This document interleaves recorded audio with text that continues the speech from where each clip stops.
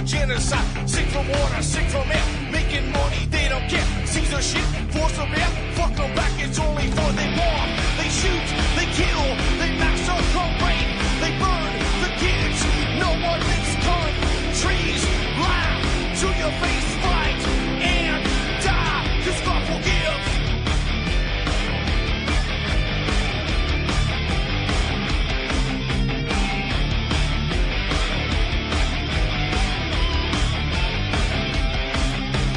Selling lies and buying time, killing people next in line. Lower class and social side, they don't matter, genocide. Sick from water, sick from air. Making money, they don't care. See their shit, force of bear. Fuck them back, that's only fair. They bomb, they shoot, they kill, they massacre, rape. They burn the kids. No one thinks countries. Lie to your face, fight and die. Cause God forgives. Yeah. Coming back around again.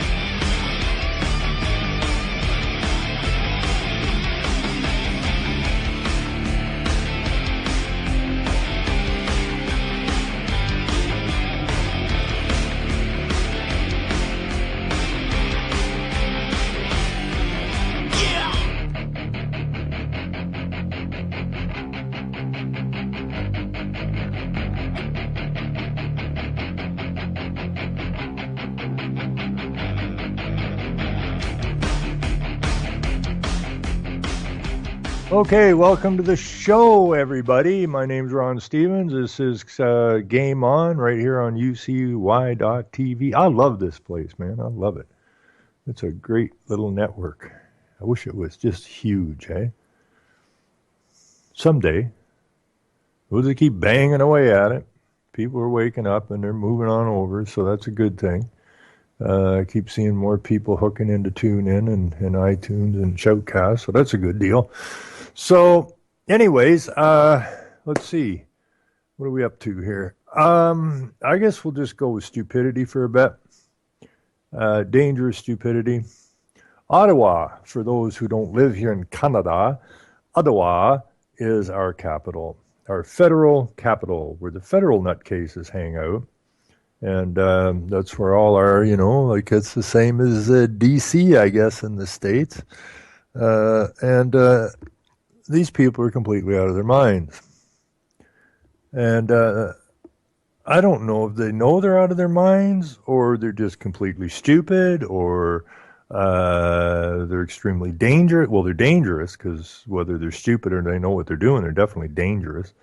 But anyways, I mentioned on the last show, I think, that 50 million years ago, scientists say, and they would know because, of course, they're scientists. And you can't not believe a scientist, okay? You gotta believe whatever a scientist tells you because, well, they're really smart people. Anyways, so I think on the last show I mentioned that 50 million years ago, both the Arctic and the Antarctic had no ice. The Arctic, in particular, had large flightless birds and hippo-type animals and so on and so forth. And it was a steamy, warm place. And I guess it's almost like a jungle in the Arctic. So all this nonsense about, oh my God, if the ice melts, the water will rise 100 feet or whatever, and everyone's going to be inundated, and the world's going to disappear, and everybody's going to die, and yada, yada, yada. I mean, this is how smart scientists are. They're belly aching about this global warming. It's not just global warming, it's global warming you and I made. We're the guilty party, of course. But the scientists say that there was a time 50 million years ago, of which they have absolutely no clue what the hell they're even talking about. But at least they had the stupidity to say, all the global warming, we're saying if the ice melts, we're screwed, yada, yada, yada. If CO2 goes over 350, we're toast. Come out and tell us that there was no ice on the Arctic or in the Antarctic, and that we had these funny big birds running around. So this is right out of Sesame Street, because we all know the Big Bird from Sesame Street is actually 50 million years old. We know that. The scientists kibosh their nonsense about man-made global warming or climate change or whatever they want to call it this week, completely blow their whole synopsis out the window about the ice melting because they say there was no ice. Well, then in order to get back to where we were, we need to melt all the ice, don't we? So we ought to really crank up the heat, because apparently the animals were a hell of a lot happier when there was no ice. But no. The federal governments who signed on to UN Agenda 21 and UN every other damn thing, UN International Monetary Fund, WHO, World Health Organization, which is shoving more vaccines down your children's throats you can shake a stick at, and the FAO, who controls all your food, and so on and so forth, set up to control everything on this false premise from the IPCC that somehow we're warming the planet too fast. We're all going to die if we don't do something about it.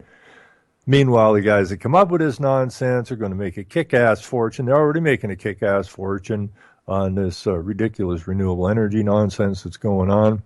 The whole idea is to create carbon credits so that they can turn CO2 into a tradable marketplace. Trading your breath, what you exhale, and monetizing it. These clowns will monetize anything. So anyways, up here in Ottawa land, a Boulder municipal climate change target approved by Ottawa committee. Now, these are non-elected people generally, these committees and boards and that is all about Soviet Union. And, the Norman Dodds, the Reese Commission, stated that perfectly well. In fact, one of the Ford people from the Ford Foundation stated that perfectly well when the Reese Commission was trying to figure out what these freaking tax-exempt foundations were up to. And when the guy from Ford asked what the Reese Commission was up to, and they said, well, we're trying to figure out what you guys are up to. And the Ford guy said, well, it's rather simple. What our job is to Sovietize America, which is the West. So there's no ifs, ands, or buts about it. This is the Soviet, okay? These are Soviet committees, Soviet boards. These are non-elected people generally who run these boards, and then there's nobody to answer to you. Anyways, this goes on. Councillor David Shemenko, or whatever, chair of the Ottawa Environment Committee, pushed for stronger action on climate change, including stiffer, appropriate, aspirational targets for reducing greenhouse gas emissions when within the city limits. The city's Environment Committee voted to set stiffer greenhouse gas emission targets, a move the committee chair said is supported by the federal environment minister, Catherine McKenna. Members also signaled that a name change to the Environment and Climate Protection Committee should be considered during an upcoming city governance review. Moreover, approval of this motion is meant to send a message to the public, that would be you and I, that the city takes tackling climate change very seriously, said Councillor David Shemenko, which could be a Russian name, who knows. We care, we are acting, we have adopted a very audacious goal because that is what we need to do, and because we're hearing that from so many voters and people we represent. Well, first of all, he's a liar because he doesn't represent any of the voters because they can't. Okay, they take an oath to serve the Queen Crown Corporation. And so this idea that they represent anybody other than the Queen Crown Corporation is a freaking outright lie. These people are crazy, aren't they? Until now, the city's approach has been lukewarm, he said. Most councillors are willing to aim high for climate change targets. Scott Moffat was the sole councillor at Environment Committee to vote against the motion because he said he wanted goals set to be achievable. The others said they were willing to set lofty goals for or fail trying, as Councillor Catherine McKenney put it. The motion aims to lower greenhouse gas emissions produced within the city limits. Are you ready for this, people? Are you absolutely ready for this? Where did I just see that? Oh, yes. To lower the greenhouse gas emissions produced within the city to 80% below 2012 levels by 2050. That is the very same very statement came out of Bill Gates' mouth at one of these TED Talk things. 80% reduction in greenhouse gas emissions. Now think about that a minute. It ain't possible, and if it is possible, well, you're in a large amount of trouble, Mr. and Mrs. The city's air quality management strategy passed in 2014 set a target of reducing emissions by 20% below 2012 by 2024. So in 25 years, they want to reduce it 20% below 20 levels by 2024. So basically, 25 years later, they want to reduce it by a further 60%. Yes. There is no question that no matter how ambitious and bold the target we set, we have to then have the process to follow up and do it, he said. Public presenters strongly support climate change action. Now, last time I checked, Ottawa has a population of around 1 million people, somewhere in there.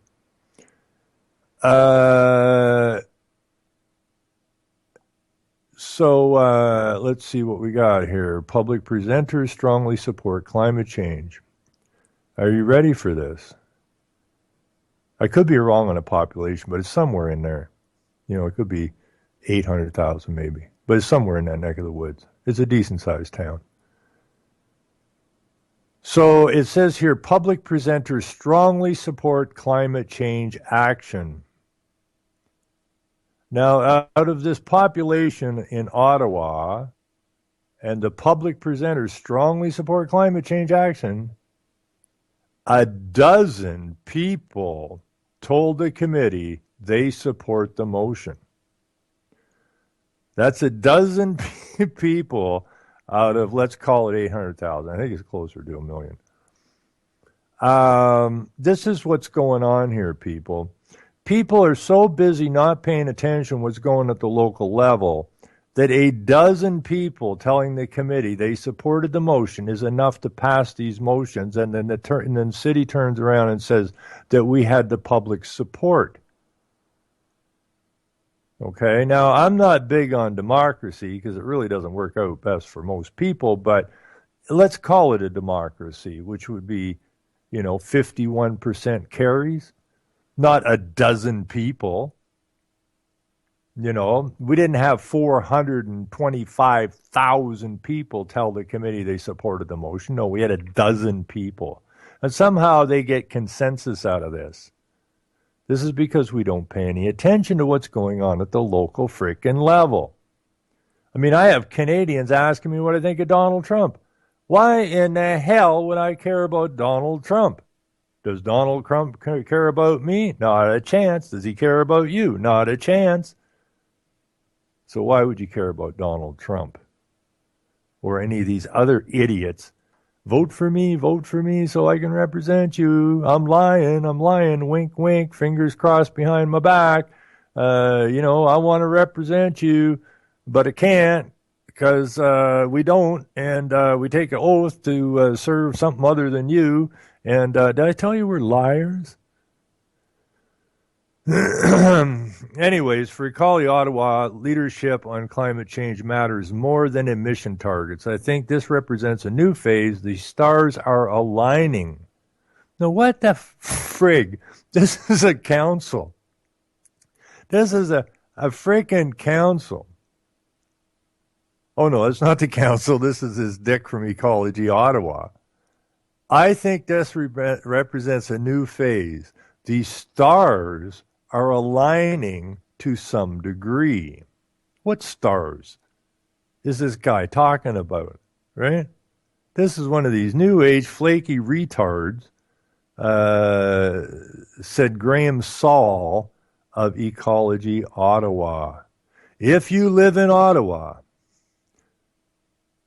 the next line should be, you should get the hell out of here while you can. But if you live in Ottawa, your city government, your provincial government, and your federal government all say that they care about taking action on climate change, without which means now is the moment for people who care about this issue to demand they follow through on that. Saul credited leadership on the Environment Committee and said Mayor Jim Watson has also shown he cares about the issue.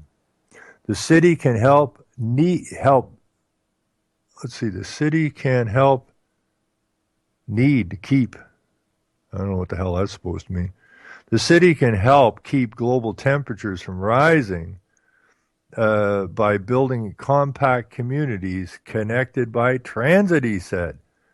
Whoa, did you come up with that, Saul? No, you didn't, my friend. The UN came up with that, and it was the non-exempt or the tax-exempt foundations which started the UN to come up with this, and you say that the city can help keep global temperatures from rising by building compact communities connected by transit, he said. Well, he may have said it, but he didn't come up with it. Okay, he's a puppet. He's a mouthpiece. And he should be thrown out of Ottawa, off the country, and sent to Mars immediately. It should also insist that buildings be built to higher standards and enable existing buildings to be retrofitted so they are more energy efficient, Saul added. Well, again, he didn't come up with that. That's straight out of the UN. That's their papers. Read them years and years and years ago. The climate change motion passed by the Environment Committee is expected to go to full city council next week. Beautiful. I would, ask. I'm going to phone, if I got time in the morning, I'm going to phone Ottawa and see if they've seen the story on the CBC about there not being any ice on the North or the South Poles, and everything turned out fine. But right while we're telling us that we have to fight global change, over here in the sidebar is a link to another story that Ottawa sees record snowfall for one day as 46 centimeters falls. Now, that must be because of CO2 emissions, because obviously it has to be because of CO2 emissions, and it has to be part of the global warming trend that you would get a one-day record snowfall of 46 centimeters. Now, I don't know, and it's, the thing about this is these guys are getting away with this because nobody speaks up. Silence is consent. So these clowns have got to the point now where they figure they can tell you, the public, any ridiculous story that they can possibly come up with. And these stories are absolutely ludicrous. I mean, the Inquirer has more fact-based stories than the newspaper and the media anymore. But people don't speak up. They just don't. They quit speaking up, and that's dangerous. That's damn dangerous. Okay, so we're supposed to be getting another 20 to 30 centimeters of snow coming up this week or something. But that's okay because man suffers hypothermia after trying to cross the Ottawa River on foot. Well, why would he be hypothermic? I thought we were suffering from global warming. The only stories about global warming are coming out of the council chambers and on the media. There is no climate change. Well, there is climate change. It's changed from yesterday. And it changed in the last few hours because a few hours ago it was daylight, now it's dark out. Geez, it must have been a change in the climate. It's colder now than it was a couple hours ago. Freaking sad, man. Absolutely sad. Now I'm going to back up here a minute because I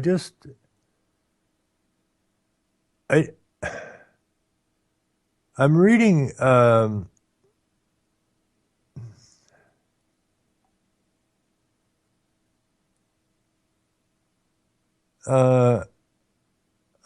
reading this stuff off the newspapers, and I really try to. I know I seem to get to them, but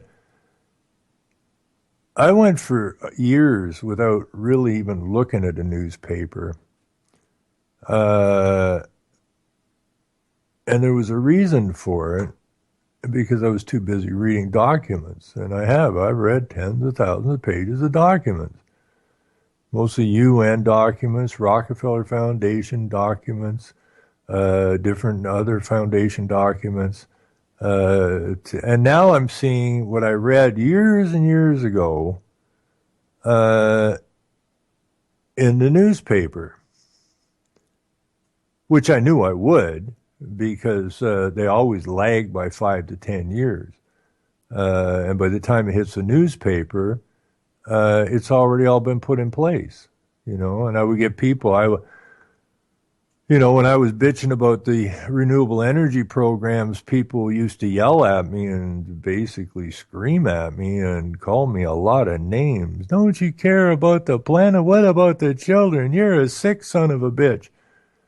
They come up to me years and years later going, well, can I apologize? I don't want anybody apologizing to me. What are you apologizing to me about? Well, I thought you were crazy, but turns out, we were reading in the newspaper that maybe this renewable energy thing ain't all it's cracked up to be. Really?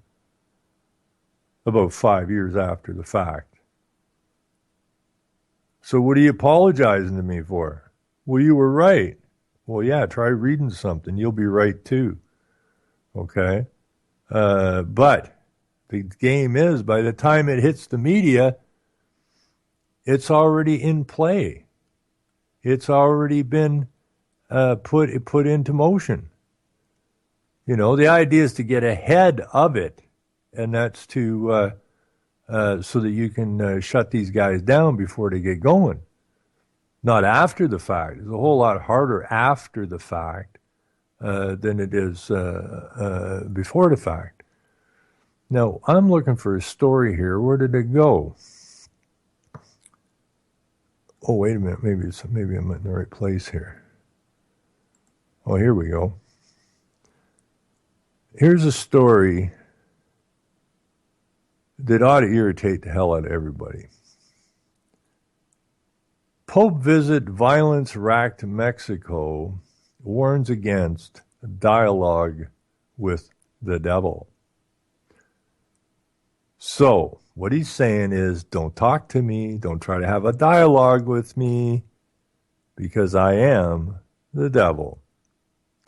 Pope Francis condemned the drug trade's dealers of death, he called them, and urged Mexicans to shun the devil's lust for money, as he led a huge open-air mass for more than 300,000 people Sunday in this violence-riddled city. Let us get into our heads with the devil. There is no dialogue, said the Pope, at the biggest scheduled event of his 5-day visit to Mexico. Francis brought a message of encouragement on the second full day of his trip to residents of Ecatepec, a poverty-stricken Mexico City suburb of 1.6 million people where drug violence, kidnappings, gangland style killings, particularly of women, are a fact of life. He's coming because we need him here, said Gagne, a 56-year-old homemaker. Kidnappings, robberies, and drugs have all increased, and he is bringing comfort. His message will reach those who need it so that people we know, the good people, outnumber the bad. In a clear reference to the drug lords who hold sway in the city's sprawling expanses of cinder block slums, Francis focused humbly on the danger posed by the devil. Only the power of the Word of God can defeat him, said the Pope. And I ain't working for him, is what the Pope should have said. Did you hear about our new telescope, says the Pope to these people? Nah, you wouldn't be interested anyways. It was kind of a silly thing. We were sitting around having a beer and a cigar and kind of shooting the crap. Yeah, me and a bunch of the bishops. And it was so, we're all into this outer space crap and stuff and the constellations and whatnot. And so we built us a new telescope. And we're sitting around having a beer, shooting the crap, me and the boys, and we're trying to figure out what to call it. And we already got a Pope mobile, so we didn't know what to call. We didn't want to call the telescope the Pope scope, although that's probably a pretty good name, the Pope scope. And so we sat around and thought about it. And we were getting a little looped. I mean, we were getting a buzz on at the time. And so one of the silly bishops there, I think it was Brad the bishop, he said, "Hey, Pope, Francis, buddy, I got a name for the telescope." "Yeah, what do you got?" "I was thinking, why don't we call Lucifer?" "So what?" Yeah, let's call the damn telescope Lucifer." "What a hoot." Well, geez, I tell you, I thought Billy the bishop was going to blow his beer out his nose. It was too freaking funny. I mean, this is so sad, people. This is really freaking sad. That this stuff this is how ludicrous the media is. Huh? Anyways, the drug lords. I mean, I swear to God, they're all sitting down there at the Vatican snorting lines. They gotta be. They gotta be. They have to be. I mean, the UN got busted. Well, they didn't get busted because you can't bust the UN. But the UN, I remember a few years ago, I was reading a story that a whole bunch of UN mailbags, somebody got into them. They're full of coke. And instead of somebody being arrested for it, somebody got crap for no one is allowed to open any bags going to the UN, right? And because we have important stuff in those bags. So, Rockefeller and Francis and the boys, maybe Kissinger and the boys sitting around just doing some blow and coming up with these great ideas. In a final prayer, and back to the story here, he urged Mexicans to make their country into a land of opportunity. Well, there will be no need to emigrate in order to dream, no need to be exploited in order to work, no need to make the despair and poverty of many the opportunism of a few. A land that will not have to mourn men and women, young people and children who are destroyed at the hands of the dealers of death. Well, that would be the Vatican. I think the Pope's ahead of that crap. And this is how ludicrous it is, Anyways, the idiots, these people that come to see the dealer of death, lined the streets apparently. And the Pope's motorcade route to the huge field where the Mass took place, tossing flower petals as he passed by and cheering with the pom-poms and the yellow and white of the Vatican flag. Vendors sold T-shirts, plates with Francis images on them, pins, bandanas, cardboard cutout figures of the Pope. And if you haven't seen that one, just Google cardboard cutout of the Pope. You want to see some demonic screwed up cutout, man. Just check that one out. Anyways, Francis was there, and he encouraged entrepreneurism, if you will, because people were selling T-shirts and that. An estimated 100,000 people have been killed, and 27,000 have disappeared in gangland violence since President Nitro's predecessor launched a offensive against drug cartels shortly after taking office in 2006. At least 1,554 women have vanished in Mexico State since 2005, according to the National Observatory on Femicide. And last year, the government issued an alert over the killing of women in Ecatepec and other parts of the state. Nevertheless, women who came to see Francis said they felt safe, thanks in part to the huge security presence. The government assigned more than 10,000 police, soldiers, and members of the Presidential Guard to protect the motorcade en masse. Well, if you can roust up 10,000 police, soldiers, and members of the Presidential Guard to protect the Pope, what did he call himself? The dealer of death. If you can roust up that kind of security to protect the dealer of death, Mr. Pope, Mr. Blow, then I'm sure that you can roast up some people to protect the people. But then again, that ain't the game that's going on. I'm protected by my faith and the joy of seeing the Pope up close, said Garcia Izaliad, 35, who arrived at the field Saturday evening and spent the night on the street. The thing, let's see here, what's it say? The thugs know that we, the good people, have come out to take the streets. The Pope is not going to change things, but at least he will touch the hearts of those who do harm and are trying to destroy the country, she added. He is the messenger of peace because that's exactly what Mexico needs. Well, the Pope is the, I keep forgetting what he was called there, the dealer of death or whatever it is.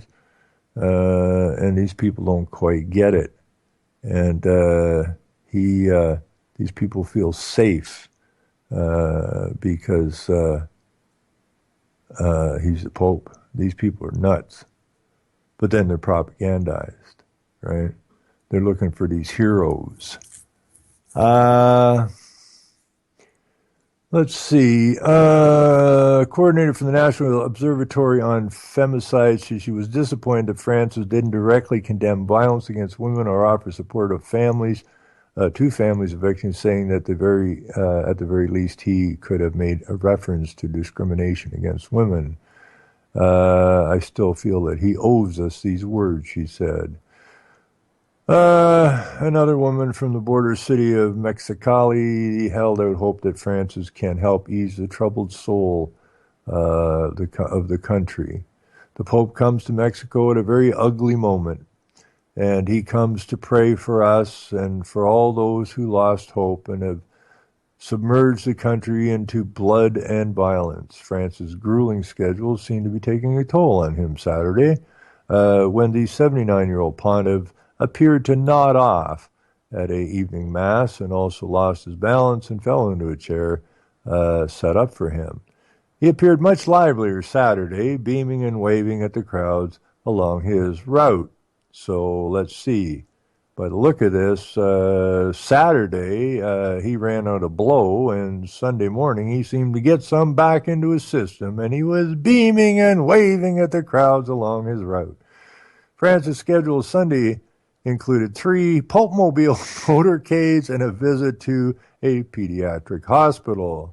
The poor and the working people are here, and this Pope prefers to talk to the humble 62-year-old Petra Accorda said. Well, that's a lovely story, isn't it? Absolutely not true, but it's a story. I mean, is it violent? Yeah. Is it violent? Is it by mistake? No, it's by plan. And the dick in the Pulpmobile knows exactly what the plan is. The media knows exactly what the plan is. The president of Mexico knows exactly what the plan is. But somehow the people don't seem to get it. The people don't get it in Mexico. The people don't get it in America. The people don't get it in Canada. The people don't get it in Britain. They don't get it in Australia. They don't get it in New Zealand. They don't get it in Germany. They don't get it in France. They don't get it in Italy, Spain. Why can't they get it? Because they've been put through a system that basically screwed with their brains right from the earliest age. That's why they put them in a public school, right? Mess with their brains and make them feel that the government will look after them. And that's unfortunate because nothing could be further from the truth. These so-called governments are corporations, and they are mean. All corporations are mean. All they care about is control and money. That's all they care about. You know, you're just something to help them get to where they're trying to get to. And then you got this bozo in a Pulpmobile riding around telling these people that he cares about them. And that really tears me up because, well, he doesn't care about them. And so he's in the same league as a politician. He's a liar. Plain and simple. The man is a freaking liar. And someday maybe he'll come to terms with that. I'm not sure. And some more good news for Canadians. Few Canadians without an employer pension plan have enough for retirement. Okay, so eat some cat food, have some week-old bread. Thanks for busting your ass all your life, but tough luck. You're screwed. That's a nice story.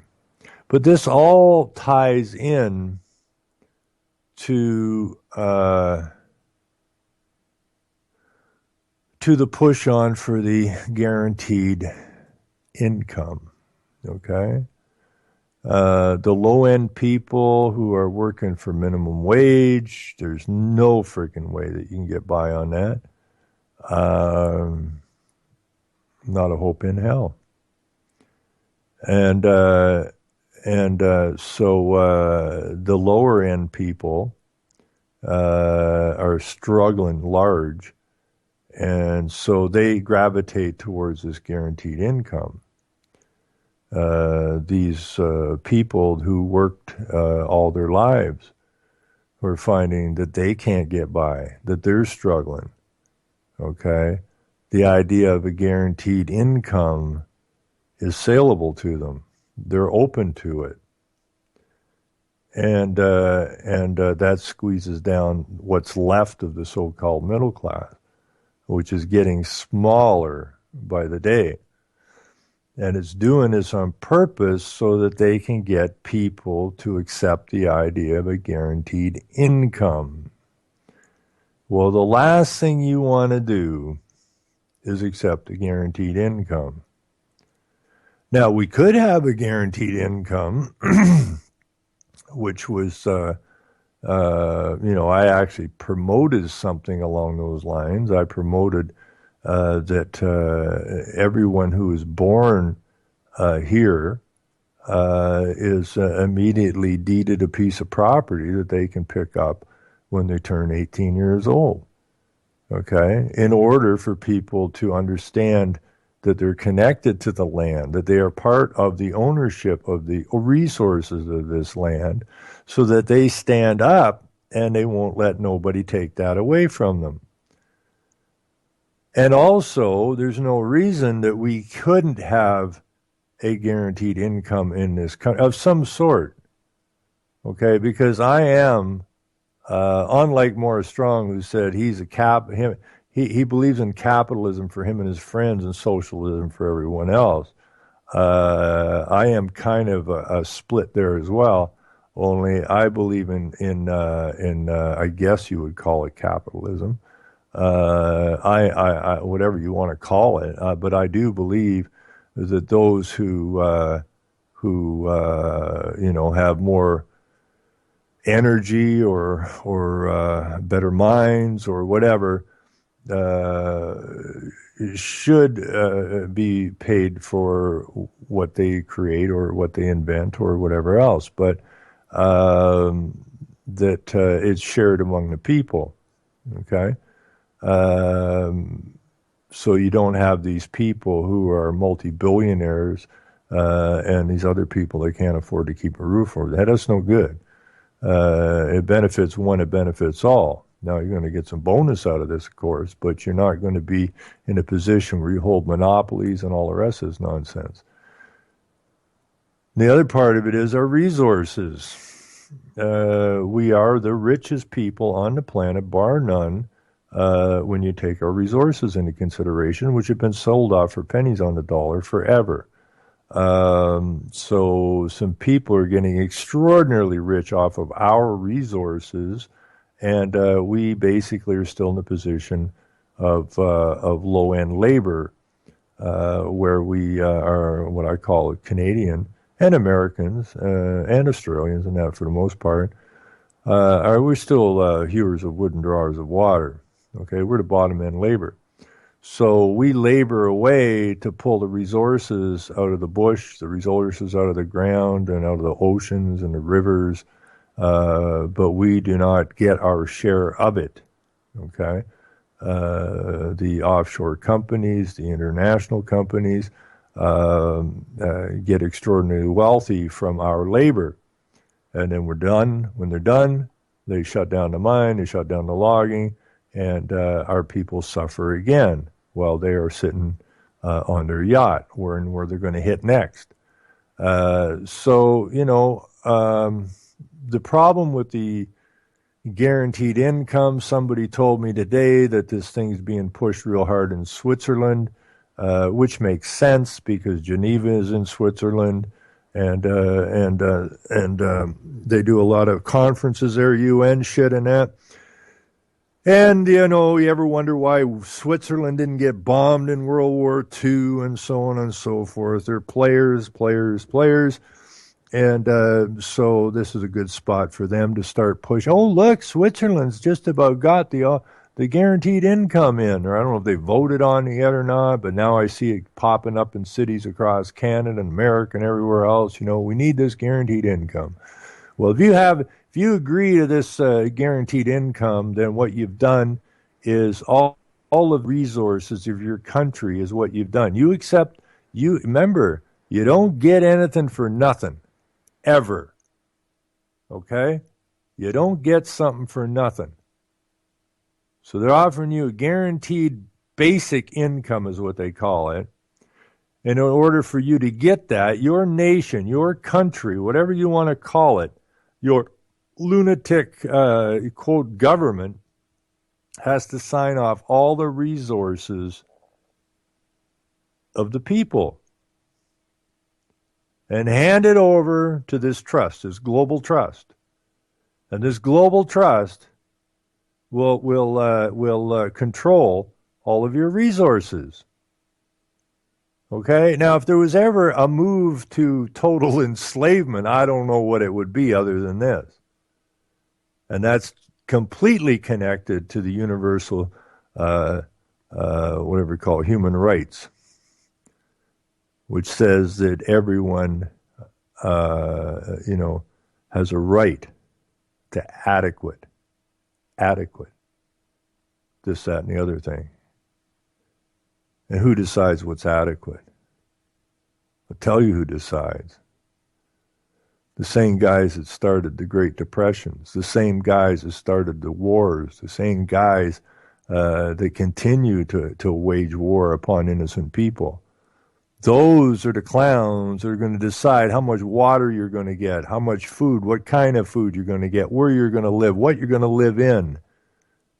And according to these dicks over at Ottawa, who want to reduce carbon dioxide, CO2 emissions by 80%, what do they want you living? They want you living in compact housing near a light transit system, okay, which is straight out of the UN. So they're grinding us down here. And it's all because of things, treaties and that. How did the treaties work out for the native people? Ask yourself that question. How did all these treaties work out for the native people? Not too damn good.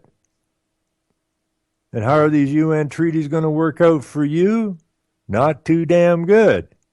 Okay? You are the new native. Understand that. You and your family are the new natives. Okay? And what do they want to do? They want to wipe you out. Okay? What did they do with the children? What did they do with the native children? They took them from their families, and what did they do with them? They put them in state schools. Okay? To change their minds, to change their societies, to have them let go of their societies. Well, what have they got when you're a little kid now? Ever since I was a little kid, the public school system came in, and that came right out of the Rockefellers and the rest of these control freaks. Okay, you were taken. I mean, it kills me. Feel, oh, look what they did to the native children. They took the kids from the families and put them in state schools and that. Well, what the hell do they think they did with your children? What do your parents think they did with you? How stupid are we? They took you from your parents' home and they put you into state schools. Now they want to start bringing in Islamic prayers into the so-called public schools. And what is going on there? Is that any different than what they did to the native people? It's the exact same thing. It's the destruction of the society. This was based on a Christian society. That is what the West is based on. So you are now you are experiencing genocide. Okay? And if you look at history, it is no damn different than the genocide that was plied against the native peoples, the indigenous peoples. Anywhere there was indigenous peoples, the same thing happened. And the dealer of death, Mr. Popeface, and his tribe of nutcases over at the Vatican, who are completely hooked in with all the rest of this nonsense, are genocide in the West. As Morris Strong said, isn't the only hope for the planet is that the industrial West collapse? Isn't that our duty to help bring it about? This is what you're witnessing. You can't look away from it any longer. This is now. This is happening. Okay? Look at what they're teaching your children in school. I mean, it's disgusting. They teach you, they don't even teach. I mean, how sad is this? Cursive writing, gone. Normal math, gone. Sex education at the youngest possible age. Destroying the children. This is abuse, just like they abused the native children. They wiped out the natives with smallpox and that. What are they wiping you out with? Pharmaceuticals and vaccines. How many freaking vaccines are you going to allow them to shove into your child's arm? It's genocide. And you can't look away from it. You're living it. It's all around you. You can be hopeful. I hope they don't get me. I hope they don't do this. I hope they don't. Well, I'm sorry. You're in the sights. Okay?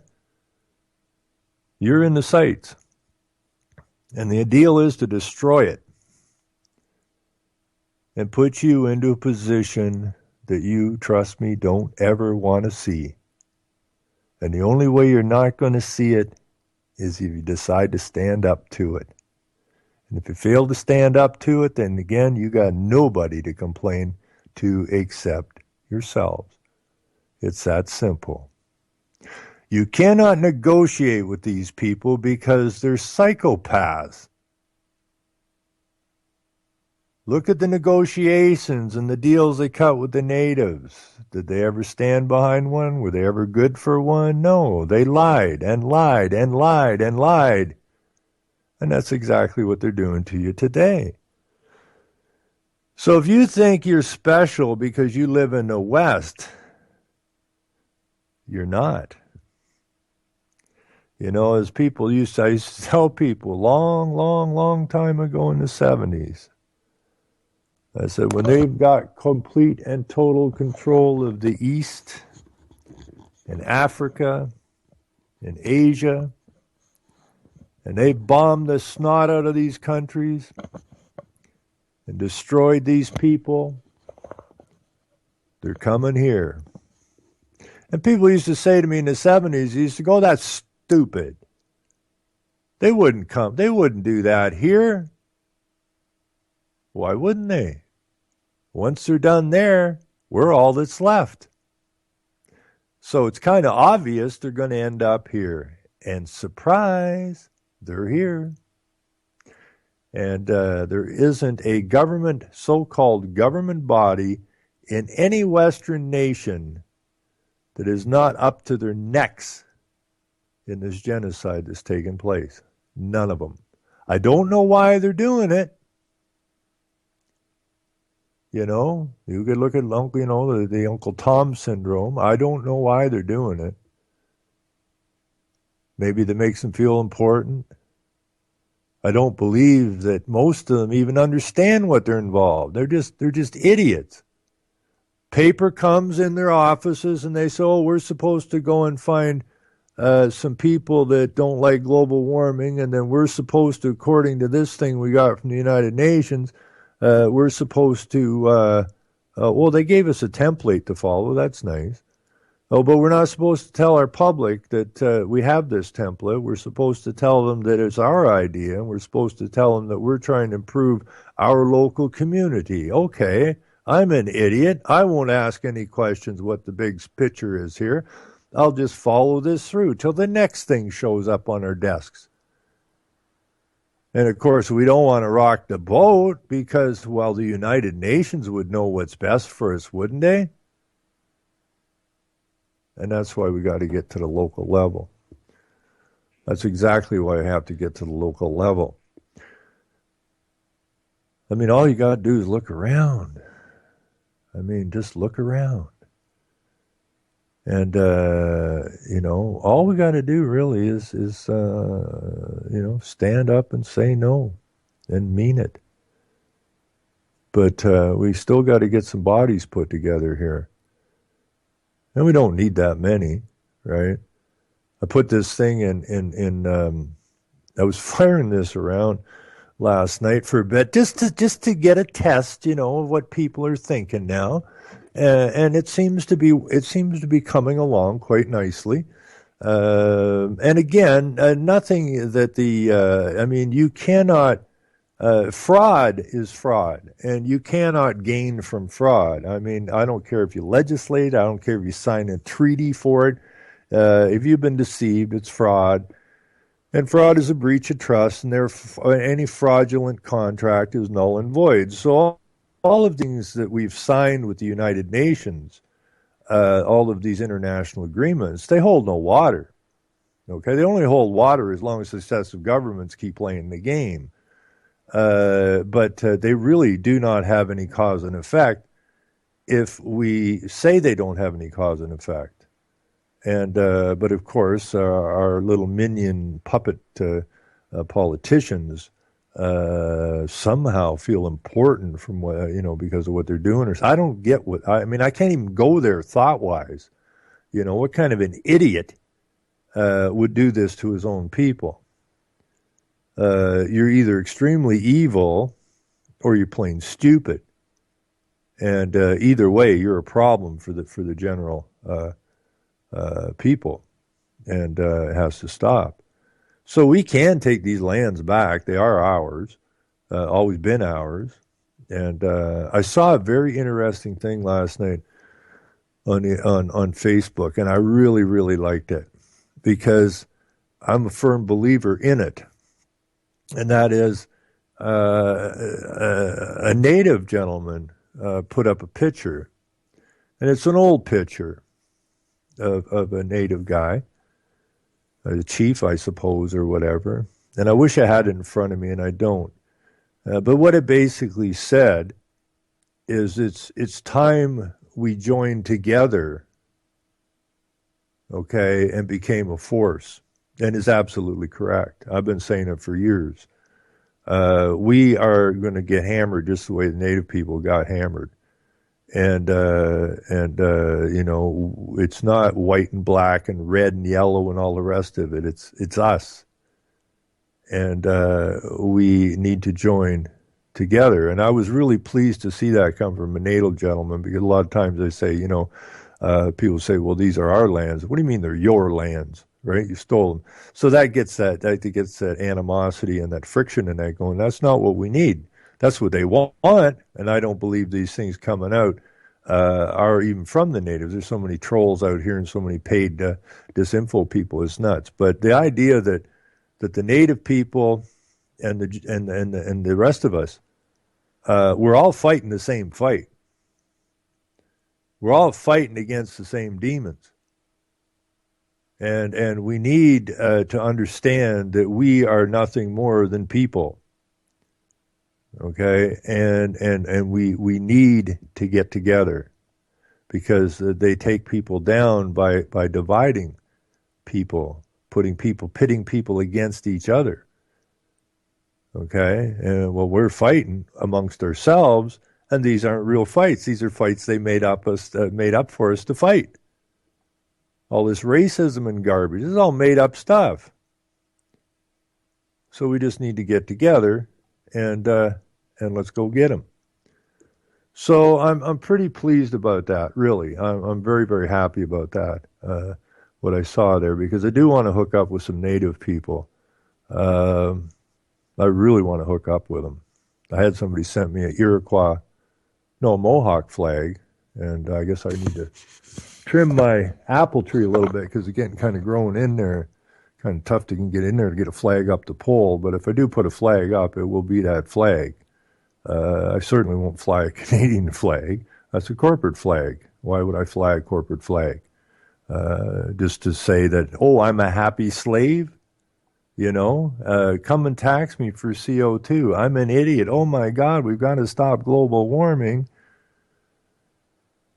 Can I please live in a little box beside a light rail, a transit system? Can I? Jesus. But anyways, we're going to beat them back. I have no doubt in my mind that we're going to beat them back, and it's going to be sweet when we do. So I should hear music in a couple of seconds, I guess. If the Pope was listening to this and you thought I was being a little hard on you and the boys down there at the Vatican drinking and doing blow and smoking cigars and making jokes, I have a very strong sense of my speech, and that is say what you mean and mean what you say. You take your political crack and shove it where the sun don't shine. Don't bring it to me, because it ain't going to fly. Okay? Say it and mean it. And that's that. And if you ruffle somebody's feathers, well, they can always walk away, can't they? And I hear people. Everybody have a great night. We'll be back here Thursday night. Same time, same place. And I can see who I can irritate that time. Take care. Thanks for listening. Everybody have yourself a great night. They shoot, they kill, they massacre, they burn the kids. No one makes countries laugh to your face.